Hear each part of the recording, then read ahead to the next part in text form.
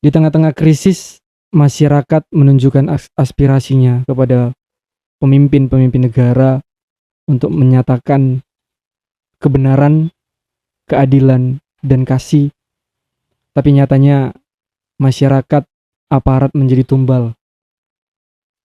Pemimpin menjadikan aparat sebagai bola untuk ditendang kemanapun mereka berada dan menjadi tameng bagi para pemimpin. Di tengah-tengah bangsa yang krisis akan kebenaran, akan kasih, dan akan keadilan, tiba saatnya memang dibutuhkannya suara kenabian. Suara kenabian saat ini harus dinyatakan dan harus diejawantakan, bahkan didengungkan. Itulah tugas kita saat ini. Saya mengajak kita semua, gereja, saudara-saudaraku yang terkasih. Dari mana suara kenabian itu berasal? Tentu daripada gereja itu sendiri. Gereja yang adalah institusinya maupun kita, gereja yang tidak kelihatan ini, kita menyampaikan seruan itu kepada saudara-saudara kita, khususnya yang ada di dalam pemerintahan negara Republik Indonesia kita tercinta ini. Biarlah mereka bekerja dengan jujur, biarlah mereka bekerja dengan adil, biarlah mereka bekerja dengan kasih.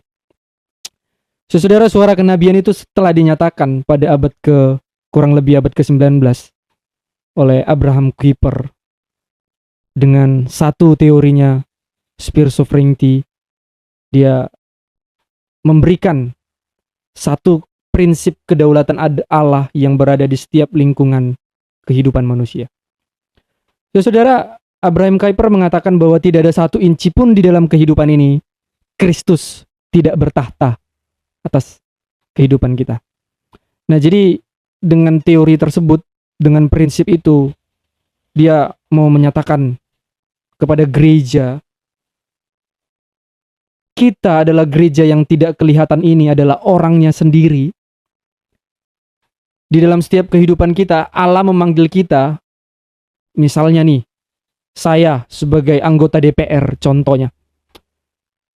Di dalam setiap kehidupan profesi maupun apa yang kita kerjakan, harusnya Kristus sebagai Raja itu nyata di dalam setiap profesi kita. Jadi dengan demikian, setiap kita bekerja, setiap kita melakukan aktivitas apapun, karena prinsipnya adalah Kristus yang bertata atas pekerjaan saya, atas hidup saya. Jadi segala bidang pekerjaan saya serahkan untuk kemuliaan Kristus. Segala pekerjaan saya nyatakan dan saya ejawantakan untuk menyatakan kemuliaan Kristus. Jadi saudara, suara kenabian itu harus diserukan kepada setiap pemimpin-pemimpin Kristen yang ada di negara Republik Indonesia ini. Bekerjalah selayaknya engkau memuliakan Kristus di dalam pekerjaanmu.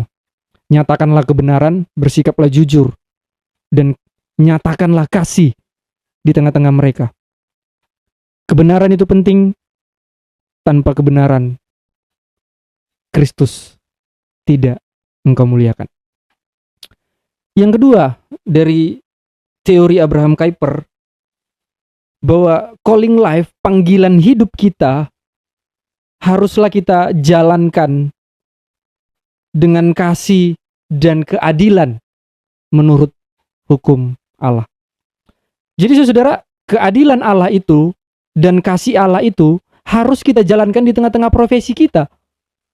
Harus kita jalankan sebagaimana mandat budaya yang dinyatakan oleh Allah, panggilan hidup yang dinyatakan oleh Allah kepada kita, harus kita jalankan berdasarkan hukum Allah.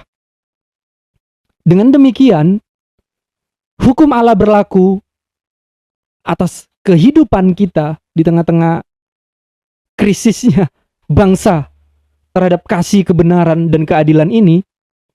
Kitalah yang harus memulainya duluan. Karena kita adalah gereja yang dipanggil khusus untuk menjalankan kasih dan keadilan itu di tengah-tengah dunia ini. Yang paling penting adalah pesan buat gereja. Saudara-saudaraku, Kristuslah yang bertata atas hidupmu. Bekerjalah untuk kemuliaan Kristus. nyatakanlah yang benar, nyatakanlah kasih, dan nyatakanlah keadilan. Itu adalah satu prinsip yang harus kita pegang, sebab Raja yang kita layani, Tuhan yang kita layani, itulah yang tercermin atas hidup kita, selayaknya kita memuliakan Dia melalui pekerjaan kita.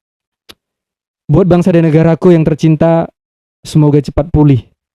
Biarlah suara kenabian, pertobatan di tengah-tengah krisis akan kerohanian terus dinyatakan.